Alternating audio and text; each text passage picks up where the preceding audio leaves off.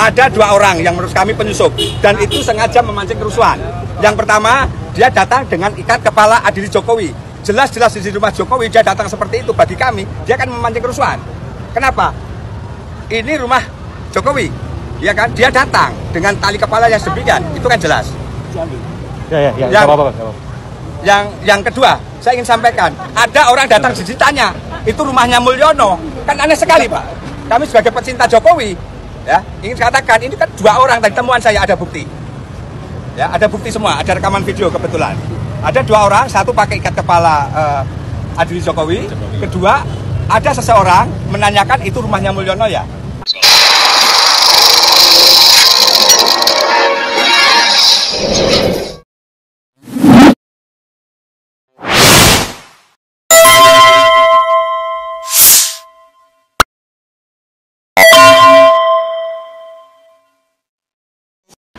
Assalamualaikum warahmatullahi wabarakatuh. Pemirsa, Bapak ini marah-marah ngaku sebagai pecinta Jokowi atau Jokowi lovers, ya, pecinta Jokowi. Dia bilang, ya, ada 2 penyusup di rumahnya Jokowi. Ya, ada 2 penyusup di rumahnya Jokowi. Satu, dia pakai ikat kepala, ya, katanya mau bikin rusuh. Satu lagi bertanya-tanya, mana itu rumahnya Mulyono? Aduh Pak, ya, harusnya di briefing dulu bagaimana cara memberikan keterangan supaya orang itu agak dikit percaya gitu.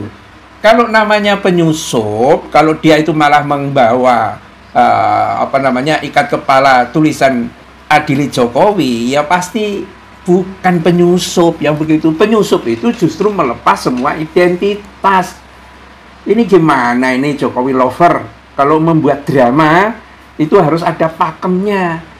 Disebut sebagai penyusup karena dia masuk berbaur atau menyelinap itu supaya identitasnya tidak diketahui.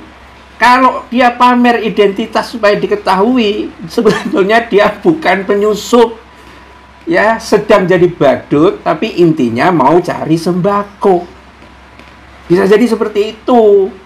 Aneh, ya, cara-cara drama begini. Nah, lihat tuh kayak polisi.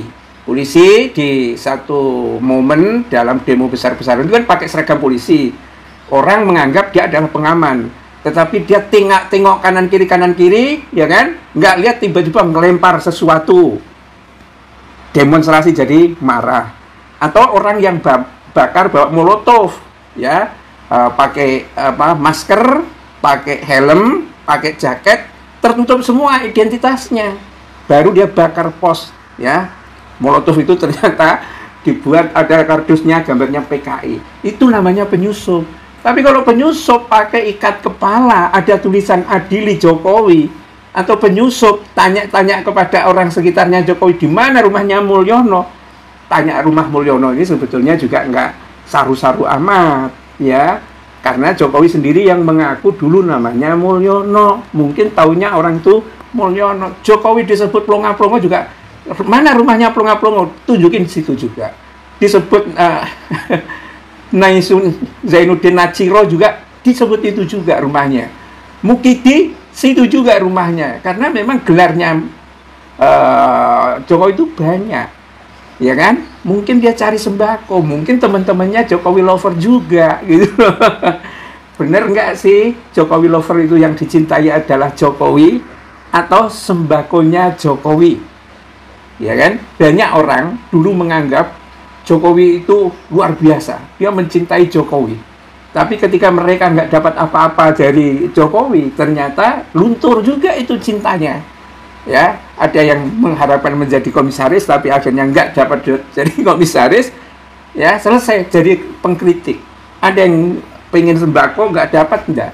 Jadi sebetulnya orang datang ke Jokowi itu sebetulnya karena Jokowinya kah atau karena sembakonya, amplopnya, duitnya, ya, karena ngerti, ya, rumah Jokowi itu memang kalau kata Betor Suryati itu kan memang ada bunkernya, isinya duit. Kalau satu orang mendapatkan dolar Singapura 1000 itu 16 juta. Oh, dia bisa cium terus itu. Nah, tinggal di Solo ini di cek money changer-nya banyak menerima dolar Singapura, enggak. Jangan-jangan itu mungkin dari tempatnya Jokowi.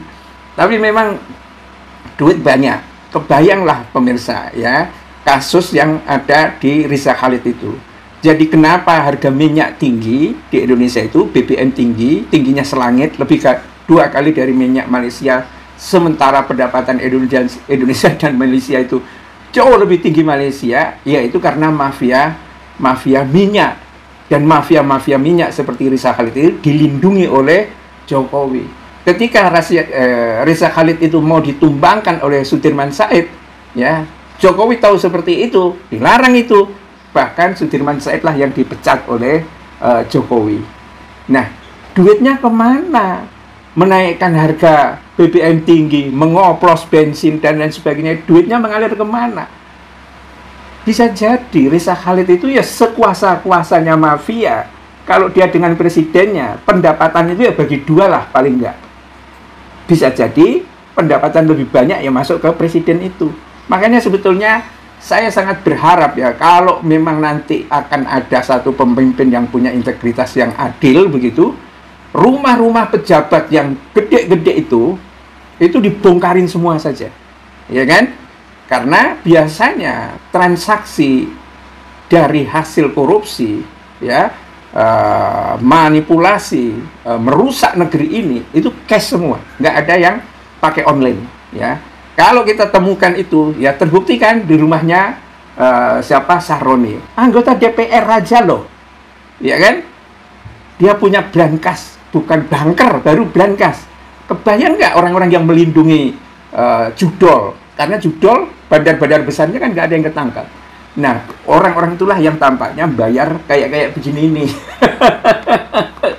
Ya, dan memang rakyat Indonesia itu kemampuan analisisnya di kelas-kelas yang menjadi penjilat Jokowi itu udah nggak make lagi dia. Pokoknya aku dapat duit, kalau nggak dapat duit nggak makan gimana? Ya iya sih, kalau nggak dapat duit nggak makan ya mati aja kan begitu. Mati juga belum tentu surga kan, kalau mentalitasnya materialistik itu.